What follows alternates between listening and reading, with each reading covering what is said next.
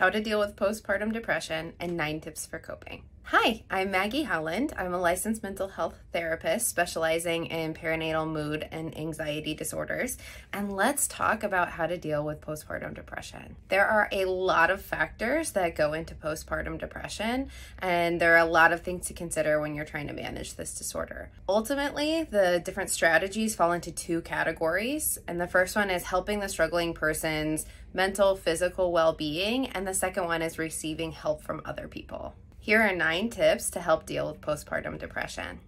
1. Maintain a healthy sleep routine. Sleep is the #1 preventative and healing factor to consider for mothers and their partners when dealing with postpartum depression. 2. Prioritize your self-care. Self-care can look like treating yourself, but more often it looks like the necessary tasks to tend to your physical health, your mental health, your emotional well-being, your spiritual well-being. And when we do all of these things, all aspects of our lives are aligned. 3. Incorporate movement when possible. Movement can help both for our physical well-being, but it can also serve as an emotional outlet, particularly for those struggling with PPD. Now, notice I'm saying movement and not exercise. Sometimes when we think of exercise, we won't participate because we think it's strenuous or it has to be a certain amount of time. Movement will work. 4. Strive for a balanced diet. Poor nutrition alone has the ability to impact low mood and impact our ability to take care of ourselves, so it's particularly important for those who are struggling with PPD. 5. Examine your supports. Supports can come in the form of emotional help or can come in the form of practical help. It's important to remember that not everybody can provide help in both ways or the ways that you're wanting them to provide. So get really creative about how the people in your life can support you in ways that are actually helpful to you.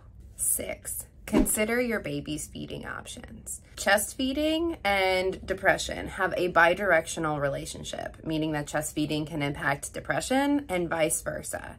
While it's a great option to keep your baby healthy and supported, your baby also deserves to have a mother that is at her best version of herself. 7. Join a support group. Having non-judgmental listening is an essential part of healing after bringing a baby into the world. If your friends and family are able to provide this, absolutely lean on them. If they're not, joining a support group can either supplement this or can fill that gap that your friends and family may or may not be able to fill. 8. Examine your boundaries. If you're receiving help and it's feeling a lot more draining and taxing than it is helpful, it might be time to consider your boundaries. 9. Get professional help. There are so many options in the postpartum period for professional help. For your mental health, you could consider a postpartum specific mental health therapist or psychologist. You might consider medications because there's lots of options that you can access while you're chest feeding or in your postpartum period. There's also other supports that you can consider, such as pelvic floor therapists, physical therapists, lactation specialists,